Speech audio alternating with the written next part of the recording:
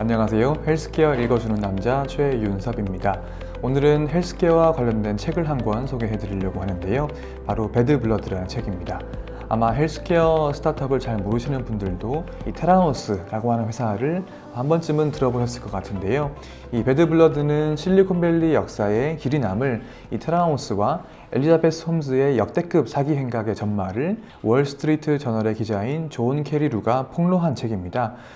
수많은 내부 고발자들의 증언과 방대한 취재를 바탕으로 이 테라노스가 어떻게 사람들을 속였으며 이 거짓말이 탄로나게 되었는지를 이 박진감 있게 서술하고 있습니다. 이 생명공학이나 스타트업 업계에 일하지 않는 분들도 몇 년 전에 떠들썩했던 이 테라노스 사태를 한 번쯤은 들어보셨을 것 같은데요. 이 테라노스는 피 한 방울로 수많은 질병을 진단할 수 있다고 주장하면서 이 실리콘밸리의 혜성처럼 등장을 했습니다. 이 엘리자베스 홈즈라는 이 미모의 젊은 여성 CEO는 세상을 바꾸기 위해서 스탠퍼드 대학교 화학과를 중퇴를 하고 이 수년 동안 비밀리에 기술을 개발했다고 하면서 그러한 스토리로 사람들을 매혹시켰습니다. 이 회사는 총 1조 5천억 원에 달하는 어마어마한 규모의 투자를 유치했었고요. 2015년도 기업 가치는 무려 90억 달러까지 솟구쳤습니다. 엘리자베스 홈즈는 세계 최고의 다수성간 여성 부호가 되었고요. 이 실리콘밸리의 건물 투자자인 팀 드레이퍼나 언론계 제왕인 루퍼트 머독 등의 투자를 받았고, 전설적인 외교관 헨리 키신저, 전 국무장관 조지 슐츠, 해병대 사성장군 제임스 매티스, 이분은 나중에 이 트럼프 정부의 국방장관이 되신 분인데요. 이러한 분들의 이 쟁쟁한 인물들을 이 사진으로 두었습니다. 하지만 결국에는 이 테라노스의 주장은 모든 것이 거짓말이었고 그런 기술은 존재하지 않는다는 것이 밝혀지고 말았습니다. 필자도 이 테라노스 사태는 웬만큼 알고 있다고 생각을 했지만 이 책에 밝혀진 전말을 보아하니 실제 사건은 훨씬 더 심각했습니다. 한마디로 막장도 이런 막장이 없었는데요. 엘리자베스 홈즈는 처음에는 좋은 비전을 가지고 회사를 창업했지만 그 비전을 실현할 기술이 없었음에도 불구하고 무슨 이유에서인지 그러한 기술을 내부적으로 보유하고 있다고 공언을 했습니다. 기술의 검증에 대한 요구는 교묘하게 회피를 하거나 비밀 유지 계약으로 혹은 자신의 비전과 개인적인 매력에 매혹된 정부, 국방, 외교, 재계, 언론 등의 이 고위직의 후광을 등에 업고서 절묘하게 피해 나갔습니다. 사실 이 홈즈와 테라노스에 매혹된 건물들은 테라노스의 기술과 이 실현 가능성에 대해서 판단할 전문성은 없는 분들이었는데요. 그리고 대형 약국 체인인 월그린스 계약건에서는 의심을 제기한 전문가도 있긴 했습니다만 그 정치적인 이유로 무마가 되고 말았습니다. 갈수록 일은 커졌는데요. 외부 투자 유치는 늘어나서 이 테라노스는 생명과학 업계의 최고의 유니콘이 되었고 홈즈는 언론의 주목을 받으면서 더 유명해졌습니다. 그리고 월그린즈, 세이프웨이 등과의 대형 계약이 성사가 되면서 결국에는 거짓말이 더 늘어나고 말았습니다. 책에는 이러한 과정에서 테라노스가 억지로 실험 결과를 내기 위해서 했던 일련의 실험 과정이 나오는데 생물학 실험을 조금이라도 해보신 분들이라고 하면은 정말 혀를 내두를 정도로 심각한 문제가 있는 방식으로 진행이 되었습니다. 예를 들면 경쟁사인 지멘스의 기기를 몰래 갖다 쓰거나 아니면 샘플을 과도하게 희석을 하거나 분석 과정의 어떤 퀄리티 컨트롤이나 이 샘플 수집, 보관 같은 것들이 아주 허술했었고 이 클리어랩의 자격 요건을 유지하기 위해서 감사 나오신 분들에게 거짓말을 한다든지 결과물을 자의적으로 도출한다든지 그러한 것들이 이제 아주 일상적으로 쓰이고 말았습니다. 사실 엘리자베스 홈즈는 어떤 대단한 기술을 가지고 있는 것처럼 포장을 했지만 내부적으로는 온갖 거짓말, 조작, 은폐, 왜곡 등으로 이 회사는 점철되어 있었습니다.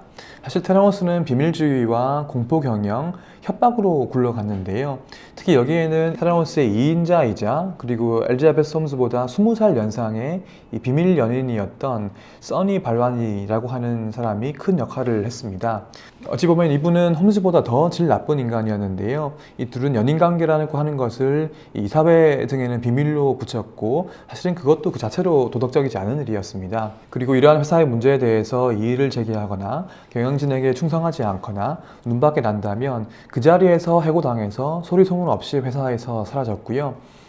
비밀 유지 계약을 철저하게 맺었기 때문에 이러한 내부 사정의 발설도 어려웠습니다. 내부 고발자에게는 악질 변호사 군단을 동원해서 이 악랄한 법적 수단이나 협박이나 감시, 미행 등을 동원해서 공포감을 주고 재정적으로 직업적으로 파멸시켜버린다고 협박하기도 했습니다.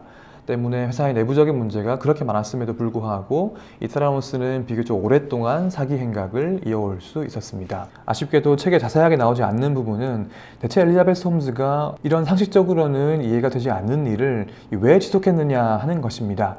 이 좋은 비전을 가지고 시작을 했지만 실제로 그러한 비전을 이룰 과학적인 전문성은 없었습니다. 그리고 홈즈는 회사 내부에 자기가 주장한 기술이 없었고 단기간 내에는 그런 기술이 구현되지 못할 것임을 너무도 스스로 잘 알고 있었습니다. 그럼에도 불구하고 엄청난 매력, 비전, 전달력, 이미지 등으로 이 다수의 고위 관계자들을 마치 최면을 건 것처럼 매혹시키고 이 언론의 조명을 받자 이 화려한 스타 CEO로서의 스포트라이트를 만끽했는데요. 하지만 실제로는 이 공공석상에서도 거짓말을 밥 먹듯이 하고 자신에게 충성하지 않는 사람들에게는 순식간에 돌변해가지고 비인간적인 대우를 서슴지 않았습니다. 일부러 자신의 목소리를 감추고서 굵고 낮은 바리톤의 목소리를 내는가 하면 그러면서도 스티브 잡스를 추종해서 이 검정 터틀넥 셔츠만 입고 이 개발 중인 이 기기에는 이 당시에 최신 아이폰에 붙던 그 4S라고 하는 코드네임을 붙이기도 했습니다. 그리고 애플과 같은 광고 대행사를 썼고요. 잡스처럼 현실 왜곡장을 만들려는 듯이 이 말할 때는 눈을 깜빡이지 않았다고 합니다. 그래서 여러모로 되게 신기한 캐릭터 같은데요. 저자인 캐리 루는 이 엘리자베스 홈즈가 소시오패스 같다는 이야기를 넌지시 하고 있습니다. 이 사람들의 건강과 생명에 심각한 위험이 될 수도 있는 일을 아무런 죄책감 없이 진행을 했었고 실제로 테라노스 검사 결과의 오류 때문에 이 피해를 본 사람도 많이 있었는데요. 오히려 그러한 문제를 이 외적인 방식으로 무마하려고만 했습니다. 저는 개인적으로 정신과 전문의 선생님들이 이 책을 읽고서 이 엘리자베스 홈즈에 대해서 어떤 진단을 내리실지가 또 궁금하기도 했습니다. 존 캐리루는 책을 집필하기 위해서 수백 명의 내부 고발자를 취재했지만 당연하게도 엘리자베스 홈즈는 이 책에 코멘트를 하기를 거절했습니다. 홈즈가 수년 동안에 이런 일을 벌인 진짜 동기는 무엇일까요? 이 책의 출간 이후에 테라노스는 결국 시가총액이 0원이 되었고 홈즈는 향후 10년 동안 어떤 상장사의 대표직도 맡지 못하게 되었고요. 그리고 이제는 법정에 불려다니는 신세가 되었습니다. 홈즈는 이 소송 증언 과정에서 나는 모른다, I don't know 라고 하는 말을 무려 600번 이상 반복을 했다고 합니다.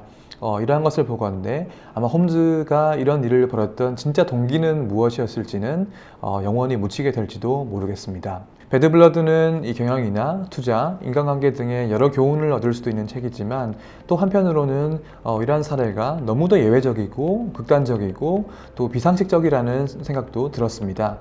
하지만 어쩌면 그렇기 때문에 이 생명과학이나 헬스케어 분야, 연구나 사업, 그리고 투자를 하시는 분들은 한 번쯤은 읽어봐야 되는 책이라고 생각을 했습니다. 왜냐하면 현실은 이런 소설이나 영화보다도 더 드라마틱하고 극적이며 그리고 이러한 인간의 역사는 또 반복되기 마련이기 때문입니다.